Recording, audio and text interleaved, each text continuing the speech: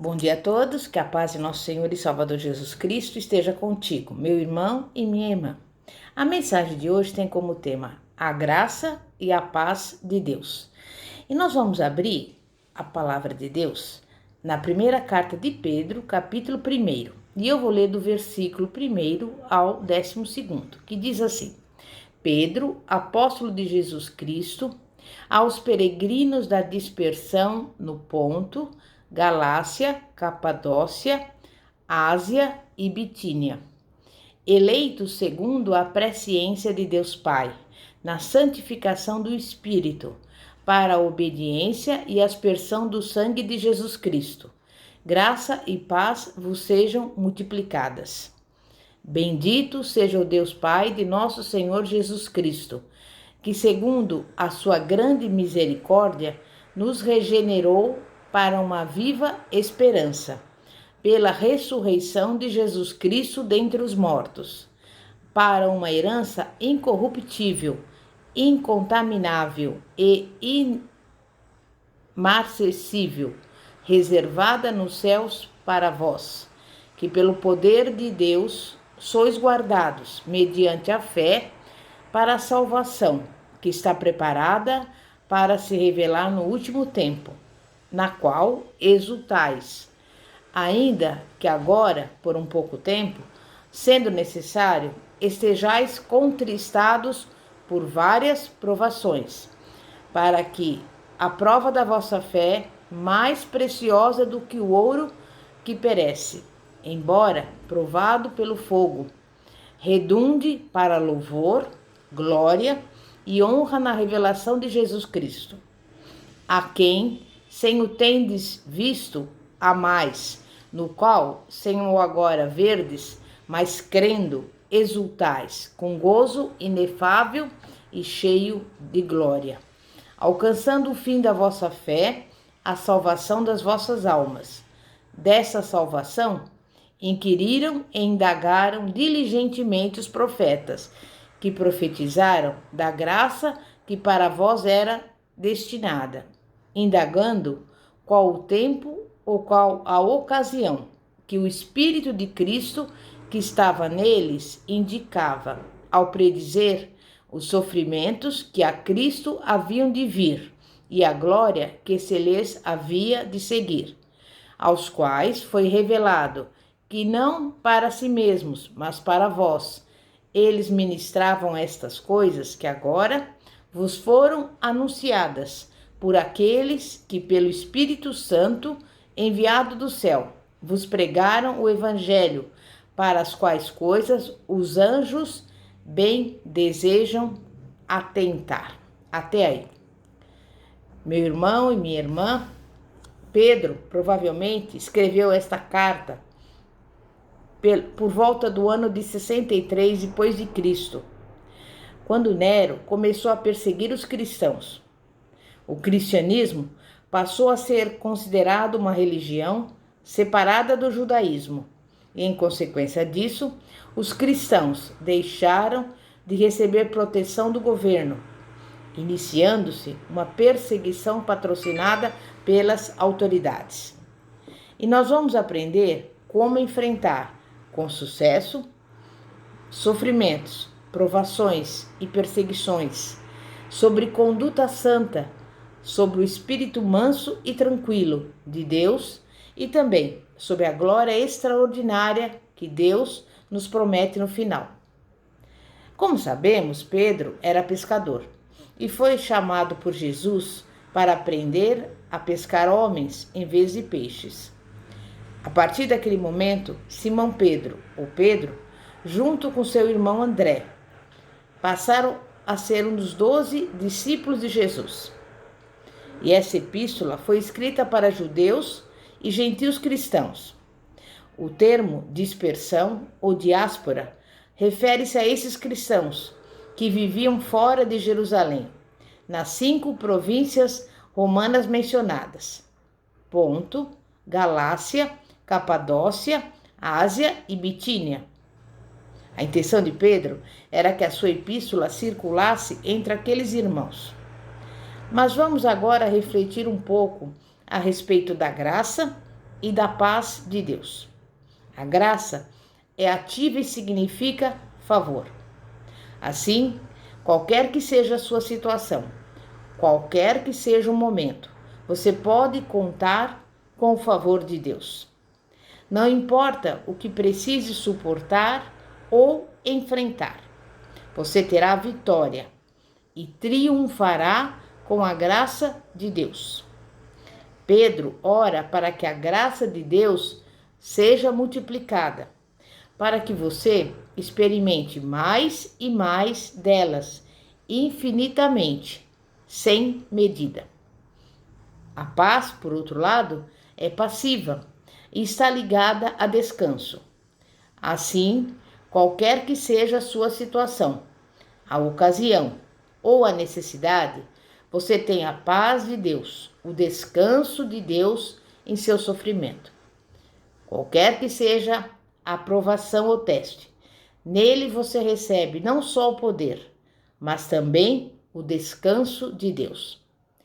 Se nós confiarmos em nossa própria força, não conseguiremos ficar calmos em meio aos problemas.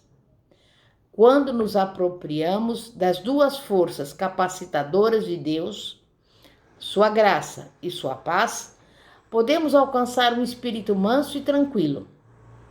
Graças a Deus por nos conceder esses dons, capacitando-nos para atingir esse alvo.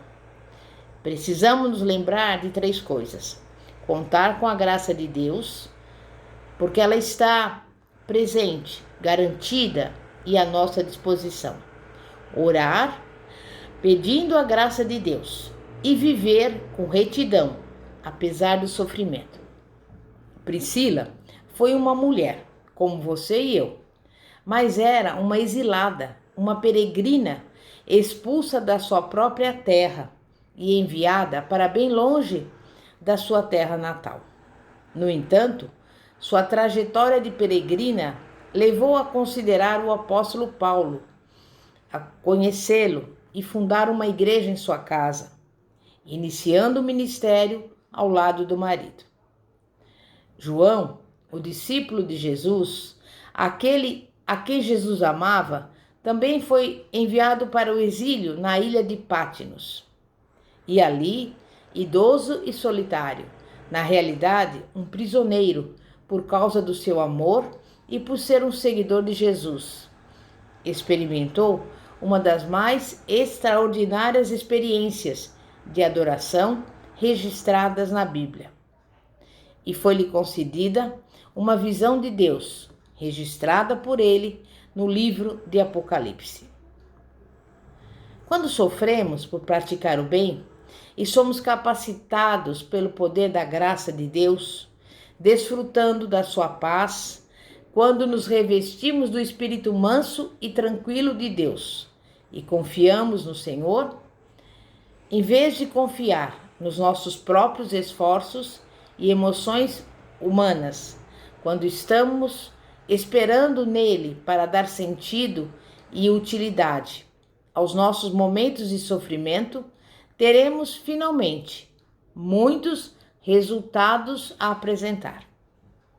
Sempre que enfrentarmos momentos difíceis, provamos que a glória do Senhor é verdadeiramente revelada no final. Como o salmista declarou: provai e vede que o Senhor é bom. Bem-aventurado o homem ou mulher que nele se refugia. Salmo 34:8. Pedro, ele dá continuidade à sua epístola de encorajamento, considerando 3 razões que nos capacitam a lidar com todos os problemas da vida. Primeiro, podemos suportar qualquer coisa porque aguardamos mais adiante a herança grandiosa de uma vida ao lado de Deus. Segundo lugar, podemos suportar qualquer coisa se nos lembrarmos de que a aprovação é, na verdade, um teste. E terceiro, podemos suportar qualquer coisa porque ao final, quando Jesus vier, receberemos dele o louvor, a glória e a honra. O sofrimento faz parte da vida Acontece exatamente como Jesus afirmou: neste mundo tereis aflições, mas tende bom ânimo. Eu venci o mundo. João 16:33. E as palavras desta epístola refletem a mesma verdade. O sofrimento existe, mas podemos experimentar grande alegria em nossas tribulações quando, em primeiro lugar, o nosso sofrimento se deve à prática do bem e, em segundo lugar, quando olhamos para o final dos tempos e contamos com a grande glória futura. Deus já nos concedeu todas as coisas pertinentes à vida, para que possamos nos conduzir de maneira piedosa. E a expressão todas as coisas abarca a graça de suportar o sofrimento por praticar o bem. Quando a provação chegar, seremos capazes, pela graça de Deus, de nos revestir do seu espírito manso e tranquilo, recusando-nos a ser a fonte de perturbação e suportando com tranquilidade as que forem provocadas pelos outros. Podemos contemplar nos versículos 10 e 12 da primeira carta de Pedro, capítulo 1, o mistério da salvação. Cristo concluiu a obra de redenção mediante o seu sofrimento, o qual foi revelado não só aqui, mas em toda a Bíblia.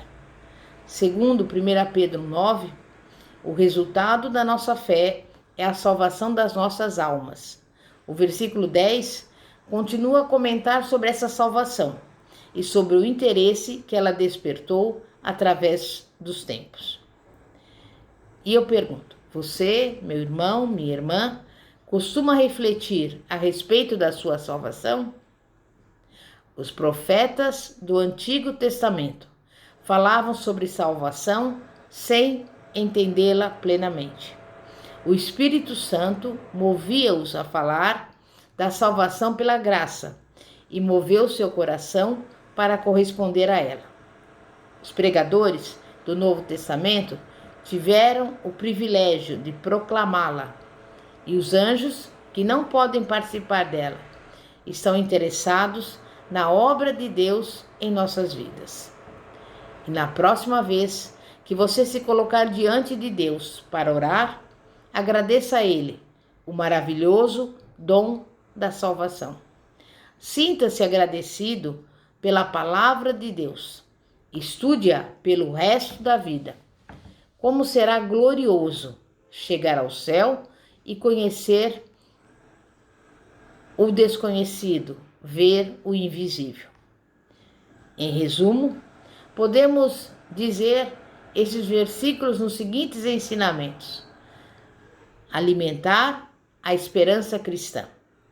A esperança terrena não passa de castelos no ar, ilusórios e inconsistentes, mas a esperança viva permanece.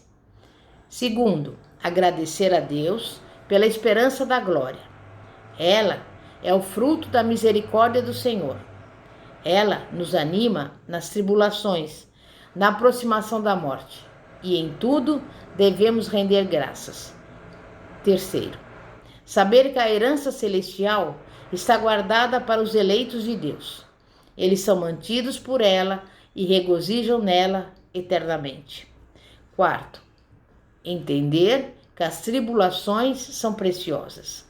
Elas resultam em louvor, honra e glória, e é motivo de regozijo até na tristeza.